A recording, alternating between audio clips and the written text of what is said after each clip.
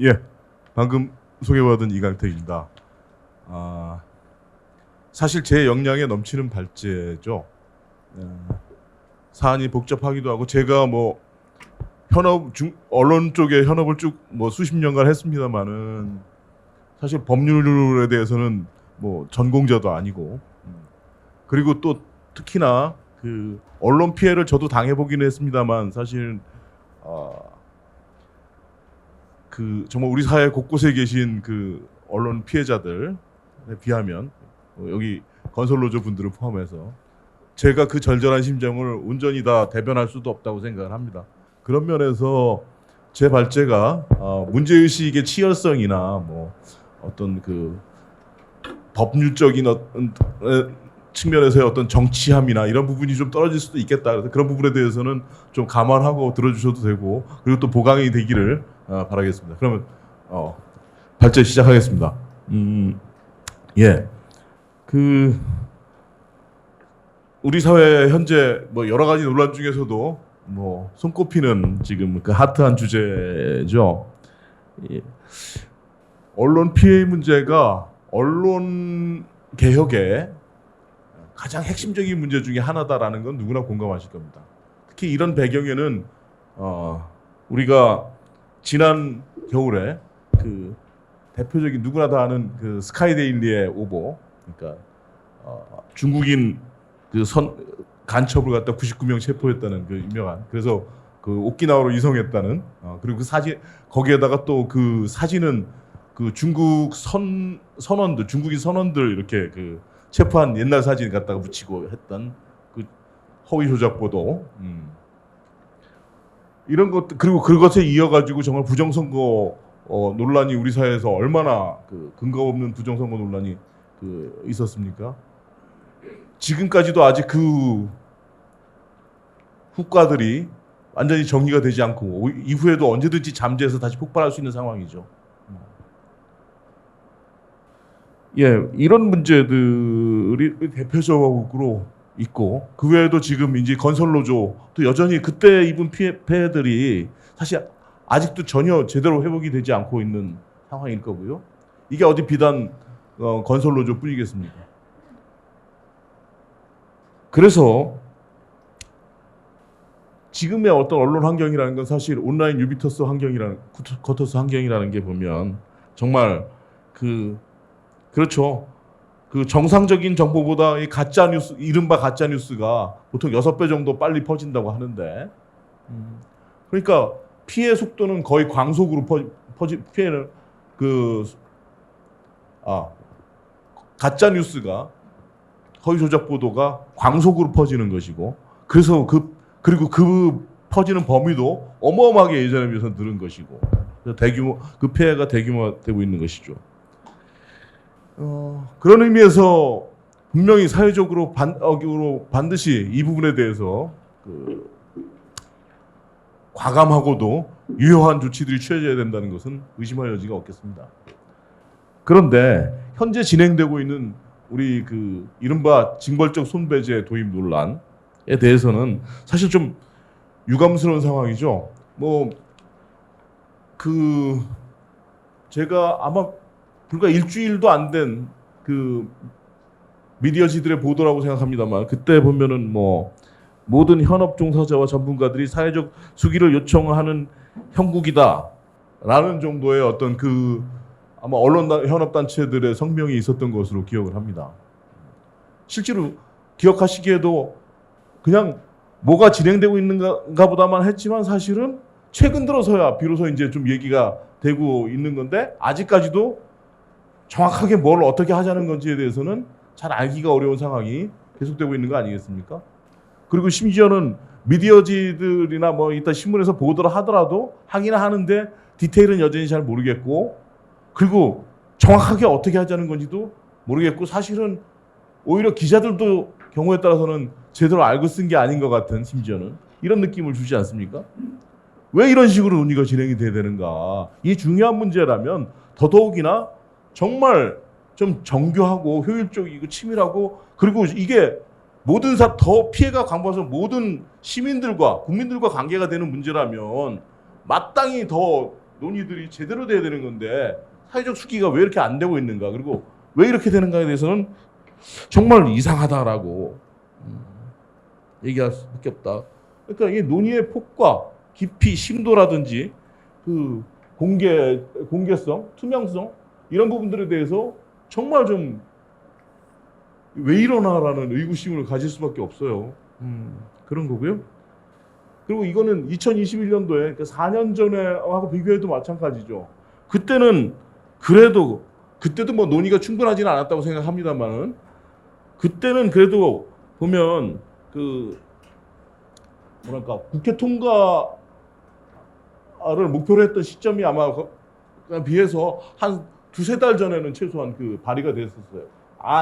법률 안이 발의가 돼서 이번에는 아시다시피 아직까지 안 자체도 발의가 안 되고 있어요. 지금 공개됐다는 거는 그냥 그 민주당의 언론개혁 특위 내에서 대강 좀 그 합의의 정도가 높아졌다라는 그 상당 정도 공감한다는 수준의 안을 설명하는 거예요. 지금 그 정도란 말이죠. 왜 이러냐라는 거죠.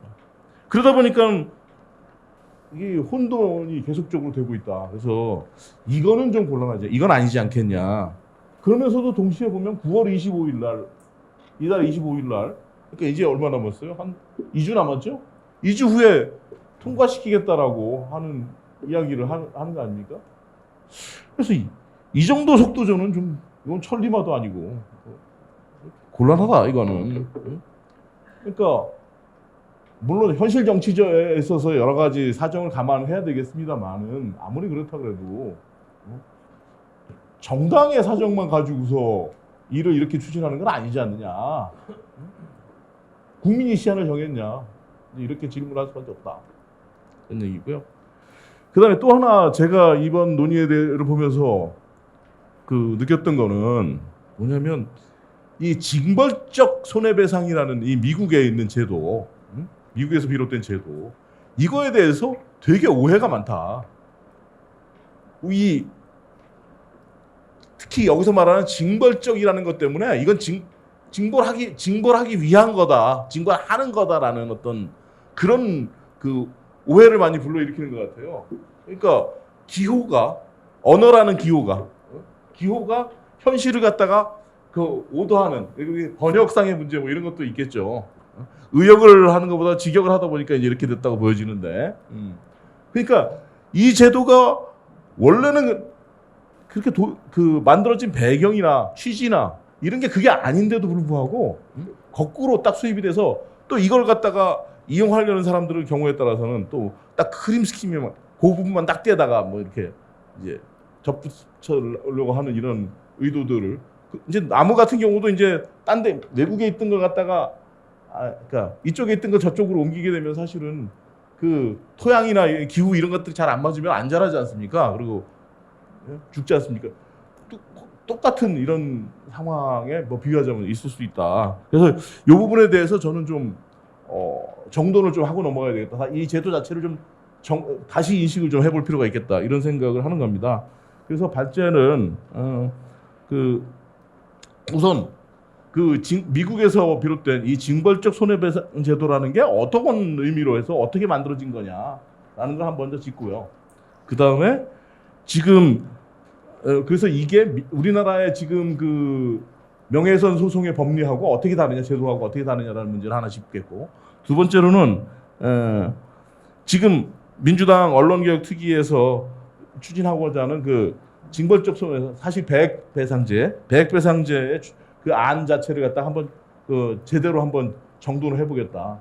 그 다음에 이거에 대해서 우리가 논의해봐야 지점들에 대해서 그냥 제가 본격적으로 제 견해를 뭐 말씀드린다기보다는 이런 지점들은 좀 얘기해봐야 되지 않겠느냐라는 차원에서, 그리고 거기에 약간의 제 견해를 덧붙여서 뭐 그렇게 말씀을 드리고자 합니다. 예, 그러면 첫 번째로 그 미국의 그 징벌적 배상제라는 게 어떤 거냐. 이 역사적 배경을 보면요. 우리 그 옛날에 기억하실 겁니다. 그 세계사 시간에 보면 성실청이라는 걸 들어보신 분 계실 거예요. 스타 챔버. 이게 뭐냐면 스타 챔버 트라이얼 뭐 이렇게 하죠. 이게 뭐냐면 그 중세 그 시기에는 어땠냐면 내용과 관계없이 이 그 정부 관리들이라든지 아니면 성직자라든지 이런 사람들 비판하는 그런 얘기를 하잖아요. 그럼 무조건 이거는 처벌되는 거예요. 옛날에 내용이 옳건 그르건. 그거는 뭐냐면 국가를 흔들려는 의도가 있다. 그래서 그 시디션 액트라고 하죠. 선동법에 의해서 처단이 되는 거예요. 이런 말도 안 되는 제도가 있었어요. 중세 때요. 그리고 이거의 전통이 영국에서도 쭉 지속이 됩니다. 그리고 이 영국의 그 사례를 받아간 미국에서도 이게 시디션 액트가 있었는데 요게 이제 아시다시피 우리가 많이 얘기하는 미국의 그 수장헌법 1조. 그러니까 어떤 법률도 그러니까 그 언론 표현의 자유를 갖다가 위배하는 것들을 구속하는 거 안 된다 이런 거죠. 그거에 이제 이게 정면으로 위배된다라고 해서 제퍼슨 때 이제 이 부분이 이 선동법이 폐지가 되게 되는 거죠. 그러면서 우리가 지금 얘기하듯이 표현의 자유라는 것이 다른 모든 것에 좀 더 선행하는 어떤 근본이 되는 어떤 그 자유다, 권리다 이제 이렇게 그 얘기가 되는 그 시발점이 된다라는 거예요. 근데 그때 그게 1800년이 되니까 그때도 사실은 어땠냐면 이런 거예요. 사실일 경우에는 그렇게 해서 이제 그 표현의 자유를 해도 되지만 사실이 아닐 경우에는 당연히 이 부분에 대해 가지고 이제 형법으로도 처벌을 받았습니다. 그러니까 지금 우리 제도하고 물론 실제 집행을 우리도 잘 안 합니다만 사문화되는 측면이 좀 있습니다만 상당히 유사한 이런 제도가 이제 그 당시부터 이제 그 발달하기 시작했던 거죠. 근데 이게 1960년대 들어서 완전히 변하게 됩니다. 아시다시피 1960년대라면 미국에서 뭐 세계적으로도 그렇고 진보의 시대입니다. 미국만으로 좁혀서 얘기를 하게 돼도 우리가 대표적으로 아는 뭐 흑인 민권운동, 민권법이라든지 뭐 그다음에 문화적으로는 이제 그 반문화 운동 그래서 뭐 히피 뭐 이런 것까지 가죠. 그다음에 뭐 베트남 반전 운동이라든지 여성 운동이라든지 뭐 이런 그 진보적인 흐름들이 사회적으로 쫙 나타나게 되는 거고 그러면서 요때에 이 언론의 자유 문제에 대해서 획기적인 진전이 있게 됩니다. 요게 바로 그 이제 우리가 굉장히 많이 들었던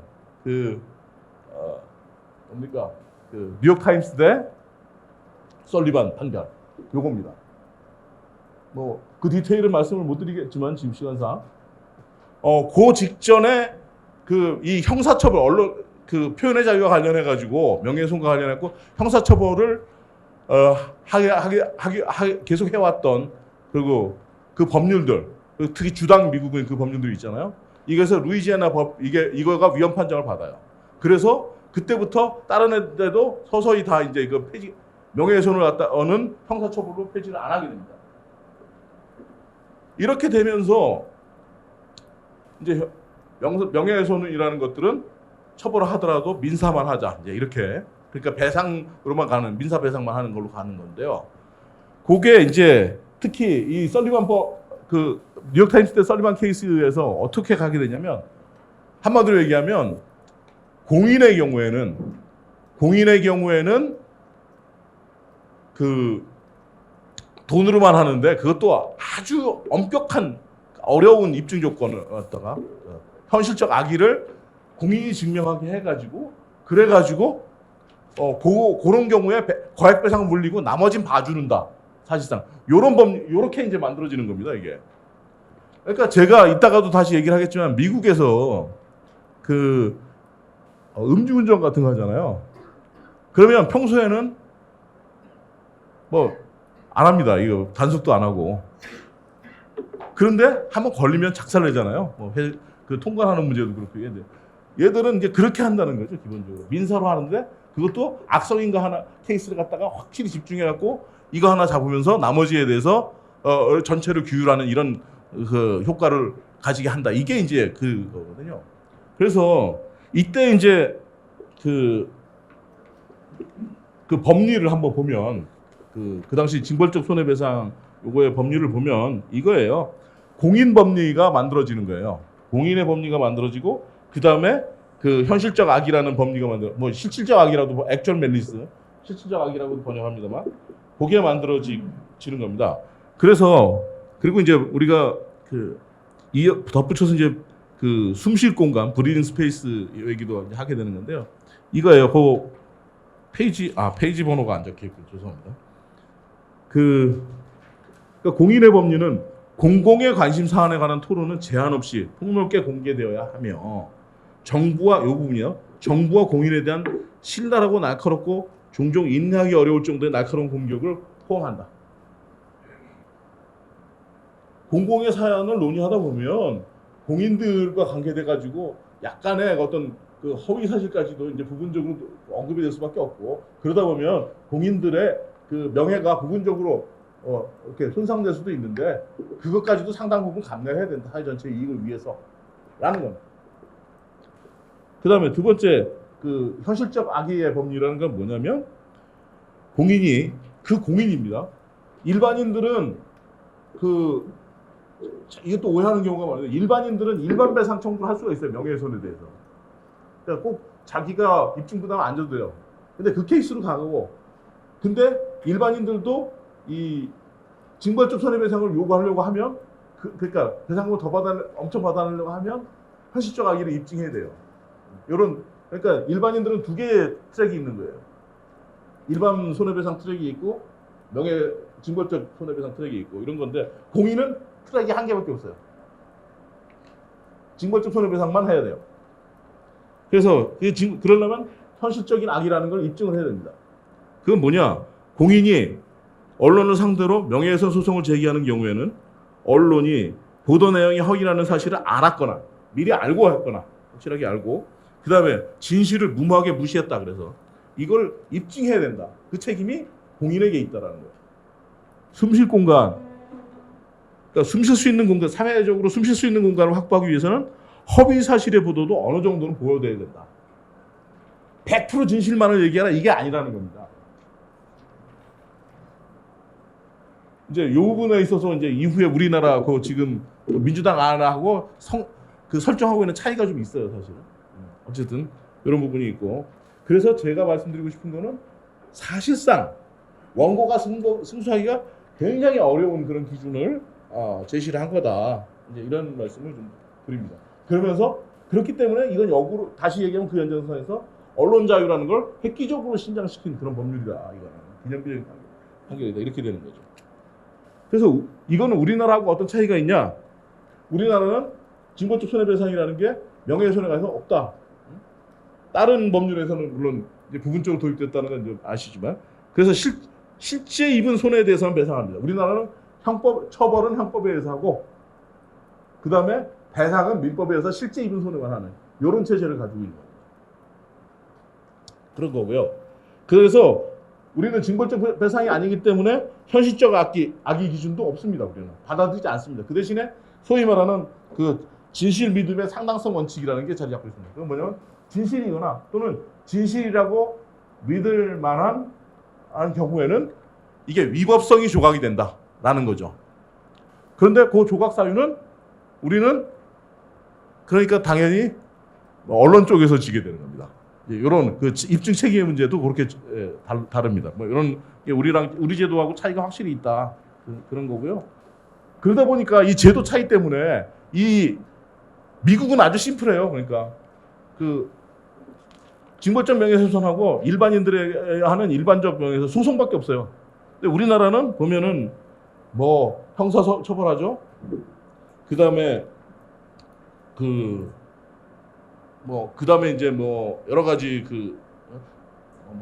사실 그러니까 명예훼손죄 이런 부분에 대한 폐지 문제도 있고 그런데 그래서 뭐 그러다 보니까 이 제도가 다르다 보니까 사실적시 명예훼손의 폐지라든지 명예훼손죄 친고죄화라든지 그리고 미국의 방송 공정심의 뭐 이런 거 없거든요. 그러니까 이런 거 심플한데 우리는 막 덕지덕지 갖다 붙여놓은 거예요.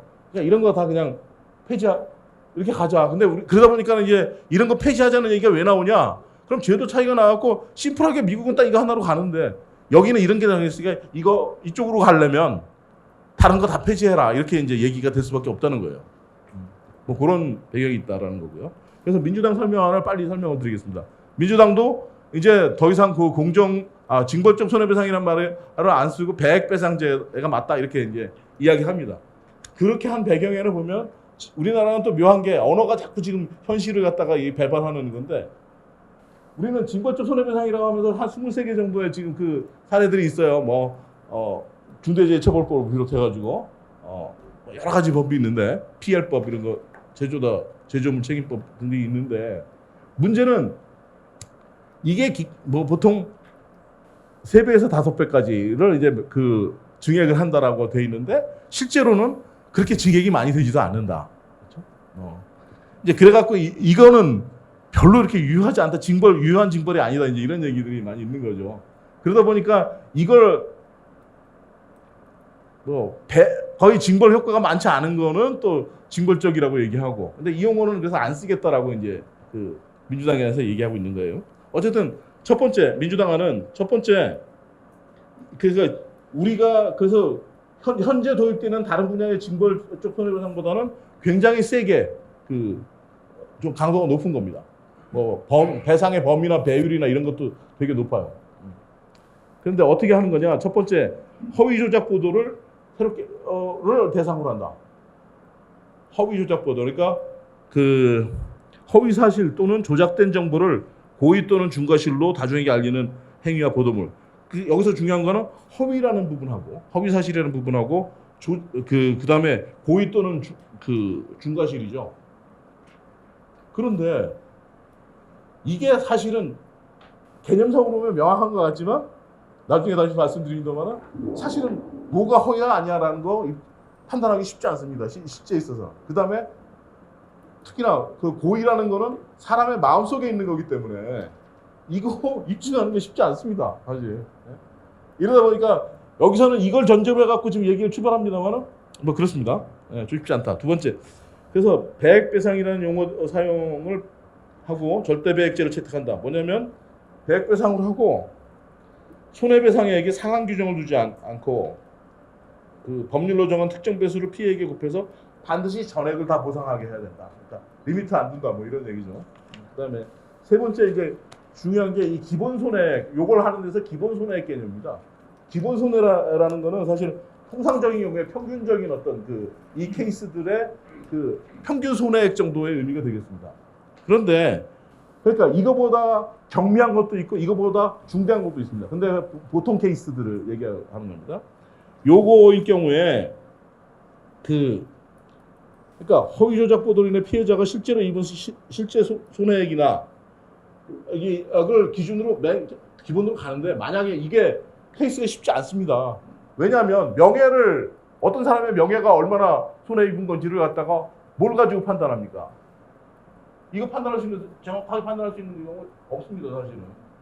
그러다 보니까는 이제 보통 위자료로 많이 이걸 이제 주는데, 위자료 기준으로 많이 하는데, 물론 장사하시는 분들, 영업하시는 분들 같은 경우는 그 매출액에서 이거 딱딱딱 계산해가지고 할 수도 있을지 모르겠습니다만, 보통은 힘들거든요.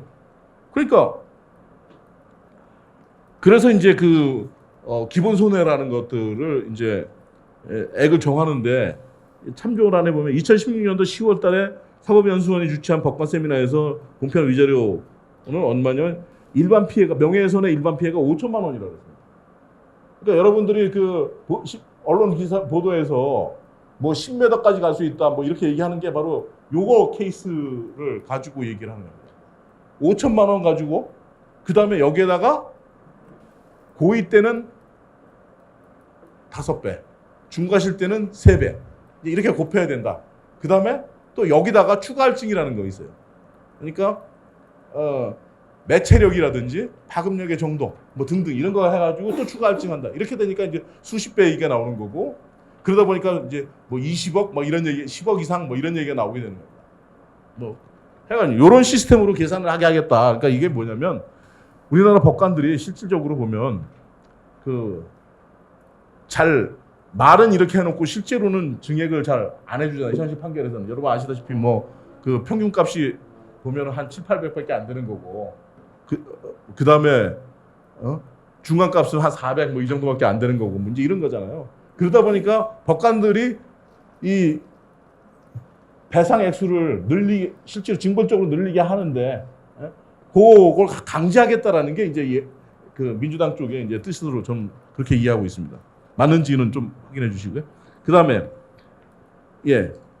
다음에 권력층도 청구 자격을 인정한다.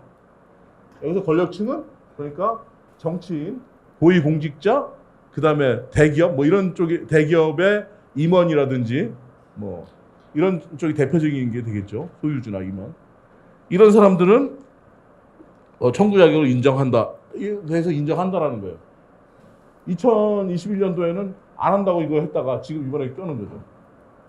그리고 이 부분이 이제 현실적으로 계속 문제가 되는 거죠. 그리고 이 부분에 대해서는 사실은 뭐 현업하시는 분들이 워낙에 많은 얘기들을 하실 게 많을 거라고 생각하기 때문에 제가 그냥 이 정도만 소개하고 넘어가겠습니다. 근데 분명 피해는 있죠. 이 사람들도 피해는 있죠. 그리고 피해가 개인적으로 보면 굉장히 클 수도 있죠. 더 클 수도 있죠. 대표적으로 이재명 대통령 같은 경우에 엄청나게 피해를 입었다는 건 사실이죠. 근데 이거를 그렇기 때문에 껴넣어야 되느냐라는 문제는 또 다른 문제다라는 생각을 하는데 어쨌든 이게 논점이다. 다음 번호는 그 입증 책임 문제. 입증 책임 문제. 언론 측에서 기본적으로 우리나라는 아까 법리가 피해 사실을 갖다가 원고가 이제 피해자가 입증을 해야 되는 거고요. 그 다음에 그러면은 언론에서 나는 틀리지 않았다라는 걸 갖다가 보통 이렇게 그 자료를 갖다가 내야 되고 여기까지가 통상적인 과정이잖아요. 그런 건데요. 그 허위 고의나 중과실을 입증하려고 하면은 이 부분에 대해서 입증 책임은 기본적으로는 어쨌든 간에 미국하고 마찬가지로 1차적으로는 당연히 그 원고한테 있어야 되는 거죠. 배액 배상을 신청하는 사람한테 있어야 되는 거죠. 근데 미국에는 디스커버리 제도라 해갖고 증거 딱 까는 문제, 그리고 신청하고 뭐 하는 제도가 있는데 우리나라는 그게 없고, 그러다 보니까 이거 입증하기 정말 어렵고요. 그 다음에 특히나 일반인들 같은 경우는 이게 되게 어렵잖아. 우리나라는 더더욱 어려울 거 아니에요, 그 제도가. 그러니까 이제 어떻게 하냐면 언론 측에 고의 또는 중과실이 있음을 추정하게 하는 요건이 있는 경우에는 입증 책임을 넘기는 겁니다. 언론 쪽에 실제로. 요거예요.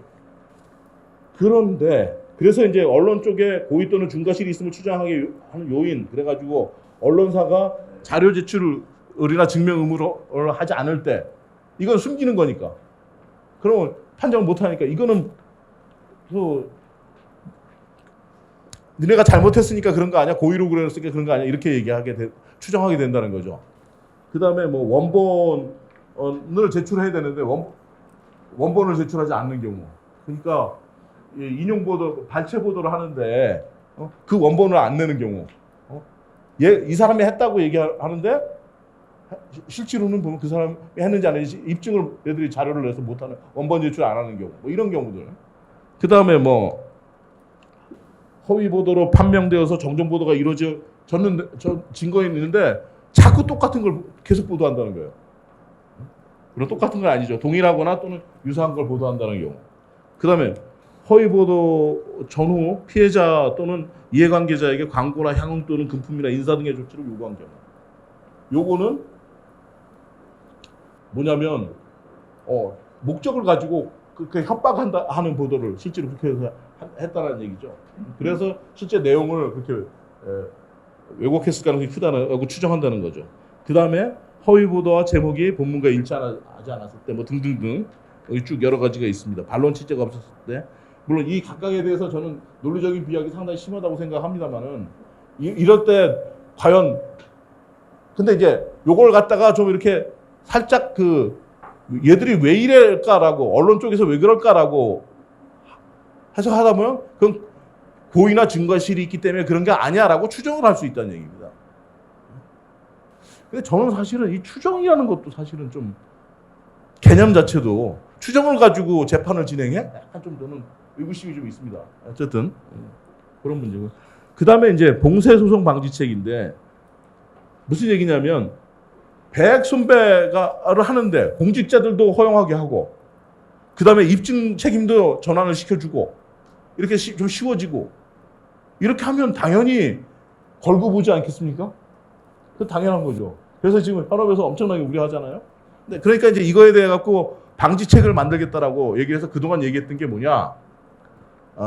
언중위에다가 먼저 사전 조정을 신청하게 하고 무조건 되고 의무적으로 신청하게 하고 그 결과가 나오면 거기서 패소를 하면 무조건 따르는 겁니다.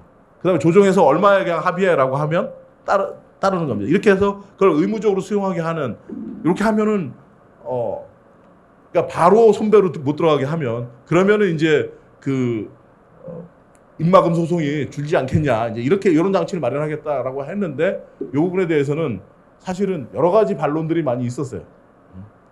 이게 유효하지 않다라는 거에 대해서 뭐 언중위를 믿을 수 있냐 구성을 믿을 수 있냐부터 해가지고 뭐 여러 가지가 있었고 그 다음에 어떻게 그 아무리 공인이라고 해도 또는 뭐 권력층이라고 해도 그 공정하게 재판받을 수 있는 권리를 갖다가 막을 수 있냐 이 부분 위헌이다 뭐 이런 시비도 있었고요.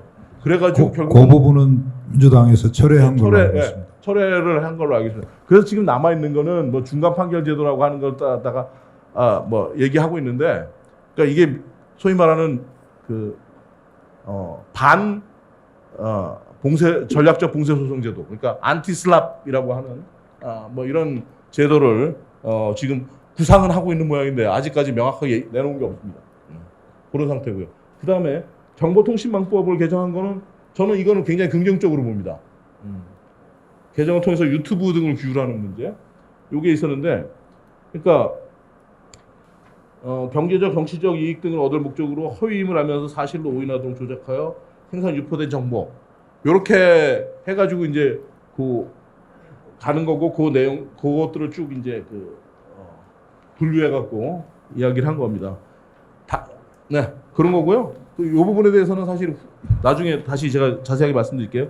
그래서 어쨌든 간에 유튜브 등을 대규모 정보통신 서비스 제공자로 정의하고 이 등의 그러니까 불법 정보 유통 방지 신고 등의 의무를 부과하는 거죠.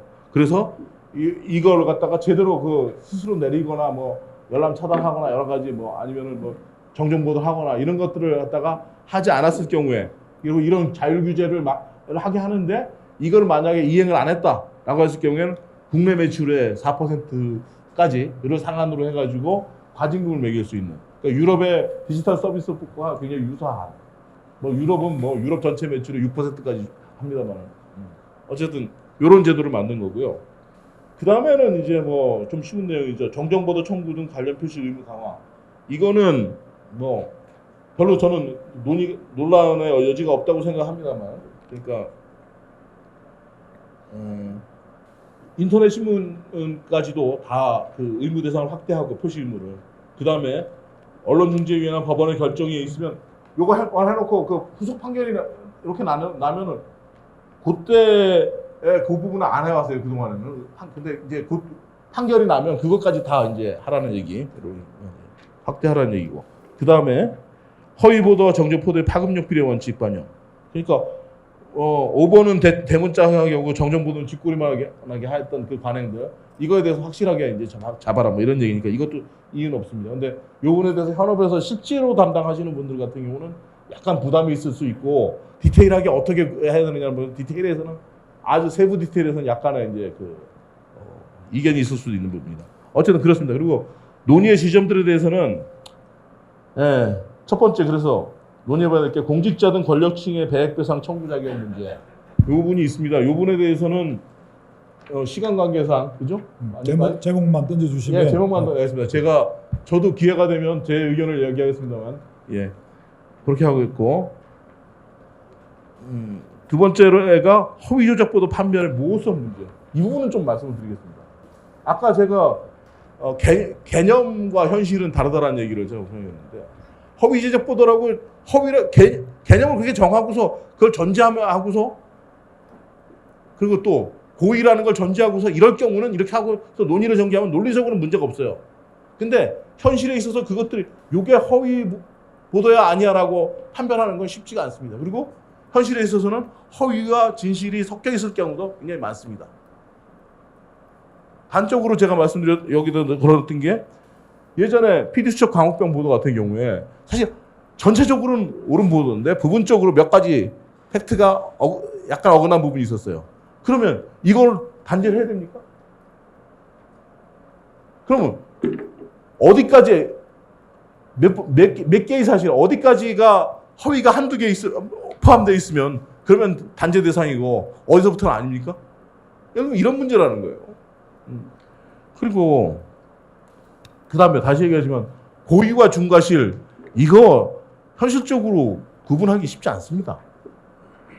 말도 안 되는 실수를 했다. 근데 그거 알고 했냐 모르겠냐 이거 누가 판단합니까? 하느님만 아십니다. 사실은 상당 부분이. 그리고 미필적 고의가 그 중간에 있는 개념이잖아요. 미필적 고의도 이거 애매하거든요. 사실은 고의에서 더 가까운 건지 과실이 가까운 건지 모르거든요. 이런 문제 예를 들면 그렇다 그런 얘기고 그 다음에 그래서 이런 부분에 대해서는 좀 최소화시켜야 된다. 그렇게 복잡하게 지금 하려고 한다 보니까 이런 문제가 있다. 그 다음에 뭐 대통령도 그렇게 얘기하셨다는 거잖아요. 네, 그런 거고. 그 다음에 과잉금지 원칙, 그러니까 이거 위배가 있는지에 대해서 봐야 된다. 그러니까 사실 20배 이렇게 가는 거 그리고 기본 손해액 5천으로 가고 뭐 이러는 거 그래서 수십억 벌금 나올 수 있게 만드는 거 위협 효과로는 뭐 효과가 있을지 모르겠습니다만 이거 법이라는 게 그런 위협 효과만으로 가는 건 아니지 않습니까? 더더군다나 우리나라 같은 경우에 그 징벌적인 손해배상 제도를 완전히 취하고 있는 것도 아닌데 형법도 있고 뭐도 있는데 그래서 그러면 미국식대로 가려면 나머지 한국에 있는 약간 이렇게 누동독 붙어 있는 여러 가지 그 잔재들 이런 거 없애라는 얘기입니다. 그래야지 과잉 기재가 아니죠. 이런 부분까지 다 봐야 된다. 그다음에 마지막으로 네 번째로 고의 또는 중과실 추정 요건은 적정하냐라는 건데 아까 말씀드렸지만 정정 보도가 이루어진 그 여러 가지 예를 듭니다. 정정 보도가 이루어진 내용과 동일하거나 유사한 내용을 반복적으로 보도하는 경우에 중과실 추정 고의 또는 중과실 추정을 한다고 합니다. 근데 유사한이라는 표현 이거 모호합니다. 어느 정도가 비슷해야지 유사한 겁니까? 말 안 되는 거죠. 그 다음에 허위 보도의 제목이 본문과 일치하지 않으면 명백할 때라고 얘기하는데 일치한다는 거의 뜻이 뭡니까? 개개의 케이스에 다 판단해야 되는 거예요. 일치하지 않는지. 그 다음에 또 허위 보도 전후 피해자 등에게 광고 향응 등을 요구한 경우 이거 분명히 잘못된 행위이긴 한데요. 지금 이 허위 기사 쓴 거하고 이거하고 반드시 인간관계가 설정되는 건 아니에요. 그렇지 않습니까? 그러니까 악행은 악행했는데 그것 때문에 의도적으로 오버한 건 아닐 수 있다는 거예요. 그 다음에 또 뭐 허위 보도 과정에서 피해자에 대한 반론 취재가 없을 때. 근데 반론 취재라는 걸 그렇다고 해갖고 모든 취재에서 다 해야 되느냐? 그것도 아니거든요. 이런 문제고. 그 다음에 정정보도 청구 관련 표시물을 이행하지 않을 때. 이것도 좀 너무 과하죠. 그런 거고요. 그 다음에 그 다음에 제가 지적하고 싶은 문제 중에 하나는 혐오 차별 콘텐츠에 대한 대책이 부재하다. 그러니까 정보통신망법 개정은 잘했는데 그리고 DSA법 형태로 가는 건 잘했는데 문제는 뭐냐면 이게 다 허위냐 아니냐 진실 허위의 게임으로 가고 있다는 거예요. 근데 실제로 우리 사회에서 지금 진짜 문제되는 것 중에 하나가 상당 부분은 사실은 이 혐오 차별 콘텐츠라는 겁니다. 혐오 콘텐츠들이라는 거예요. 이 부분에 대해서는 명확하게 저는 따로 규정을 해줘야 된다는 거고요. 그래서 이건 유럽처럼 차별금지법 제정해서 이렇게 가는 게 맞다 이렇게 생각하고 있고요. 예, 그렇습니다. 그래서 이제 줄이겠는데요. 언론개혁 당연히 해야 되는 거고요. 근데 우리 목표가 뭐냐? 무엇을 위한 개혁이냐라는 거 다시 한번 확인하자. 그러면 건강한 미디어 생태계와 두터운 민주주의를 위한 거다라는 거고요. 그랬을 때 저는 이 생태계라는 거, 언론 생태계라는 게 굉장히 예민한 시스템이기 때문에 정말 정교하게 논의를 해 들어가야 된다. 부작용이 영향을 최소화하는 논의들을 해야 된다. 이건 당연하게 해야 되는 거라고 생각하거든요. 근데 자칫하면은 그 더 큰 그 반작용이 있을 수가 있어요. 생태계라는 거. 그래서 빨리 법안 공개하고 공개하고 여론 수렴 제대로 하고 이렇게 해갖고 정도로 걸어가는 게 맞지. 지금처럼 날짜 먼저 시한 정해놓고 그 다음에 안도 공개 안 하고 논의해서 부분적으로 뭐 고칠 거 있으면 이제 그때 가서 조금씩 이제 뭔 수용 안에 만에 이렇게 하고 이런 식으로 할 일은 아니다. 이거 아니다. 그래서요. 이렇게 하다 보면 나중에 이거 역으로 당합니다. 만에 하나 정말 반민주 세력들이 또 집권을 한다고 했을 때 어떤 일이 벌어질까 저는 생각하기도 싫습니다. 예를 들자면 언론 그동안에 사실 그냥 그렇게 하고요. 그다음에 하나 마지막으로 부탁드리고 싶은 거는 중요한 거는 이렇게 한번 개혁을 해놓는 건 어쩌면 수술은 필요합니다. 수술이고 제도를 제대로 해놓는 건 필요한데 일상적인 실천이야말로 정말 중요하다. 저는 그렇게 생각합니다. 이 사람의 몸이 아프면 수술을 해야 되는 건 맞습니다. 근데 수술만도 안 됩니다. 뭐냐면 운동을 해서 또는 먹는 거 제대로 먹어서 체질을 강화를 하는 게 동시에 필요하다는 겁니다. 그리고 경우에 이게 더 중요하다는 겁니다. 그게 뭐냐? 저는 바로 매체 비평이라고 생각합니다. 유튜브까지 포함하는 매체 비평 새롭게 해야 된다. 이거 지금 다 사라졌지 않습니까?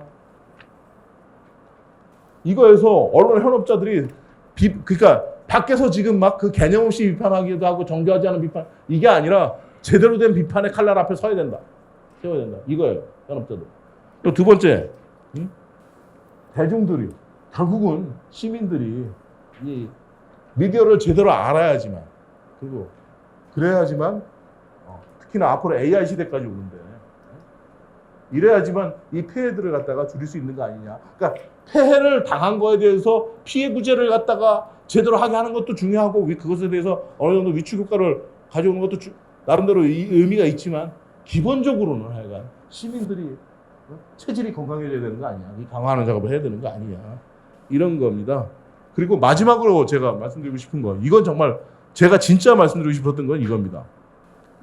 현업하시는 분들은 제가 현업자라고 해서 같은 편이다 내지는 이제 이렇게 생각하실 수도 있는데요. 저 꼭 그렇지는 않습니다.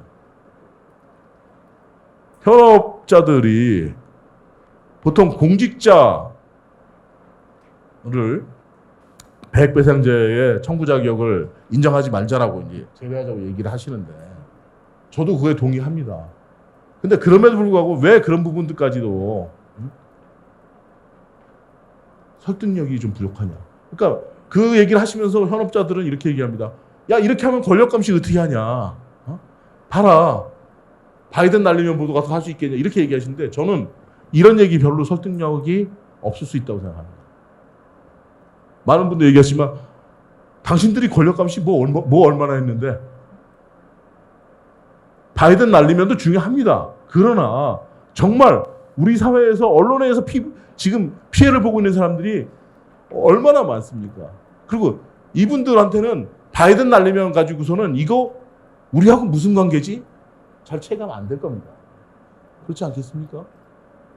정말 언론이 우리 권익을 갖다가 보호해준다. 그리고 나를 대변하고 있고 내 이해관계를 대변하고 있고 명확하게 우리 입장에서 권력을 감시하는 거다라는 것들이 분명히 느껴져야지만 그래야지만 이런 공직자 배제하자 공인 이렇게 할 때도 다 수용이 될 수 있을 것이다. 저는 그렇게 생각하고 우리가 좀 더 명분 있고 당당하게 외로운 싸움을 안 할 수 있을 거다 이렇게 생각을 하는 겁니다. 예, 이상으로 발제 마치겠습니다. 감사합니다.